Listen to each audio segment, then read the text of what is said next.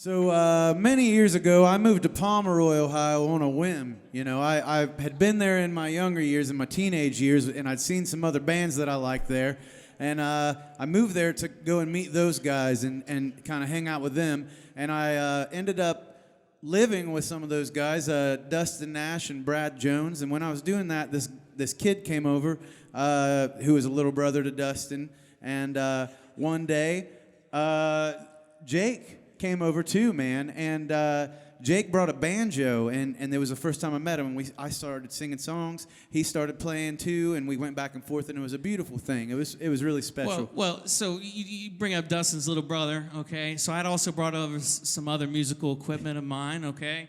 You know, Ben's apartment was, kind of scenic enough to where you could play music really loud in there and have a drum set and hit drums real hard, and your neighbors wouldn't get upset. So I played drums as real well, hard. and I brought over some of my drum stuff, and included were some cymbals. Well, cymbals are pretty expensive musical equipment, right? Well, these were kind of old, but anyhow, I got to Ben's place one day, and I had just recently met Ben. We just became friends, and Ben goes, "Man, Dustin's little brother Andrew, he broke your cymbals, dude." And he goes, "I'm sorry," like he was playing on them and they got busted.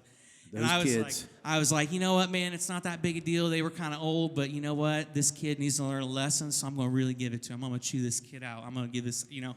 So I did. I said, "Andrew, how dare you disrespect my stuff? You need to respect other people's things, young man, yada, yada, yada."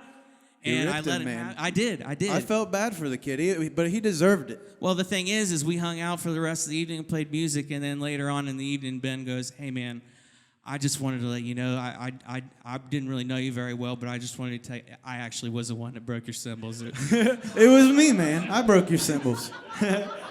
But he still hung out, man. He wasn't mad at me. I thought it was hilarious. No big deal, it was so dude. funny. Yeah, he cracked up laughing, and we stayed friends. And then not long after that, I was working for this company called Rent-2-Own, and I was working there for a while, you know. And Jacob, I had moved to Marietta and gotten my first management gig at Rent-2-Own, and Jacob needed a job, so I hired him and moved him into my apartment so that I could have a cool delivery driver and a good roommate. Which goes to show it's not what you know, it's who you know. Yeah. And so Rent-to-Own was something that held us together. For sure. And so I've got this song right here. Yeah. Rent-to-Own is the way to do it. Come on in, there's nothing to it. A brand new look, the easy way. Rent-to-Own can do it today. Your family's gonna love you for it. It's time to Rent-to-Own.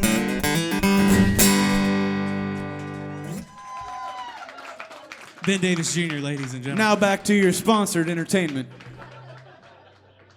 mean, how do you follow up that? Good grief.